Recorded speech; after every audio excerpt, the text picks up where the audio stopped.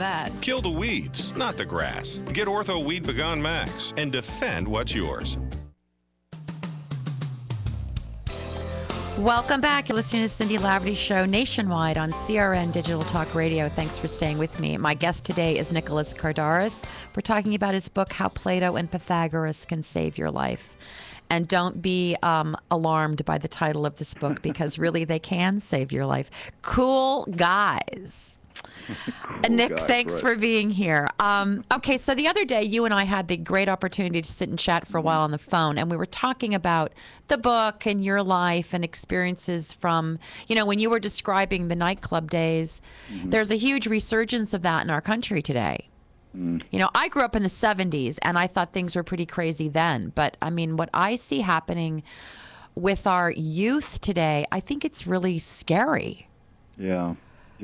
It's, I talk about, as a culture, we've gotten we're distracted. We're distracted by what Carl Jung called the shiny baubles. So we're not... The shiny baubles. I like that. Whether that shiny bauble is, the stuff that I want to buy at the mall or American Idol, or the things that distract me from really what's real and what's important. And so we're self-absorbed then, and we're not self-reflective. And so it seems like we're just losing our sense of purpose in our life. And, unfortunately or fortunately, I work in my professional practice. I also have a private practice as a psychotherapist. I work with a lot of You're a busy guy. Right. Got to keep moving. I work with a lot of teenagers, and it's, news from the front line of I don't want to call it teenage wasteland, but it's scary. It's scary the way that our teenagers are being impacted by the 24/7 power of media and social networking. And we talk about kids being distracted and not being able to sort of focus, and where their focus is shifting to.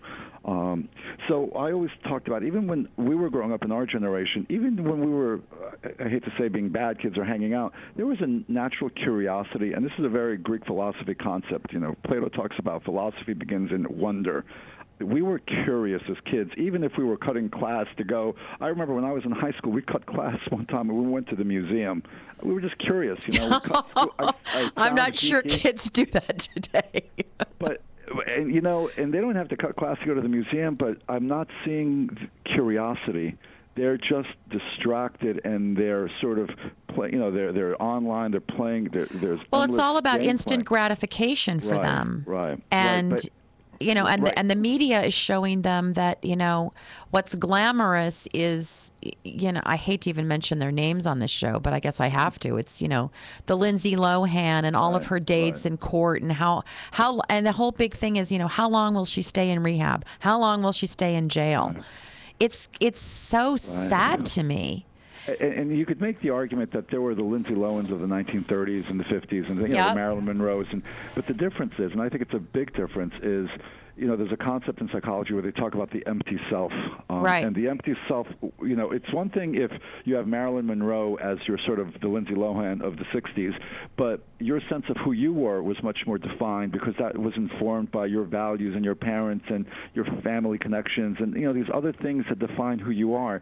Today we talk about... Nick, that is such a brilliant point that you made, that we weren't defined by what happened to them. And today I think they are. Marilyn was kind of an interesting, iconic figure in the 60s, but she wasn't shaping the culture as much as kids today, because there's a sense of emptiness, whether it's the breakdown of the nuclear family and all the things sociologists talk about. But the Lindsay Lohans now and the Paris Hiltons are defining, and they're shaping the value systems. They're the value makers. And so P. Diddy is the guy, his values are now shaping the values of a whole generation, where in 4 or 5 decades ago, the pop culture stars they were interesting, but they weren't shaping the values of the whole generation. Right. And that's changing considerably. So...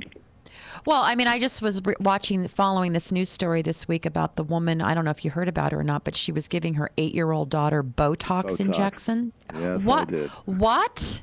Yeah. What? Yeah. I'm sitting here watching the television going, how could this possibly be happening? I mean, I guess she had access to it and was giving it to her daughter for beauty pageants. And luckily, they've removed her daughter from her home. Luckily, they've removed the daughter, but she'll get her back, and then maybe she'll do liposuction. Who knows?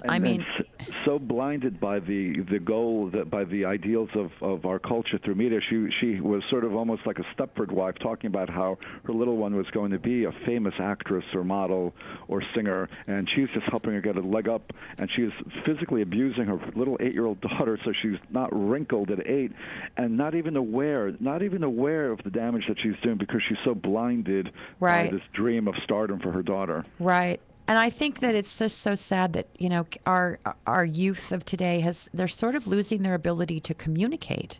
Yeah. To actually have a meaningful, grounded conversation that requires them to have to think through a process as opposed to receiving instant gratification. Yeah.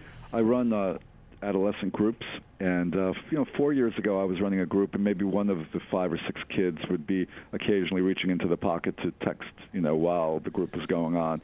And year by year, it's getting worse. This year, all 5 members of the group can't stop from reaching into their pockets throughout the 45-minute group session and just text and have to check, and it's so addicted to them. They cannot stop themselves from being on their little device the whole time. It's incredible to see how it's getting worse. I know. Nick, I can't believe that our time has come to an end here.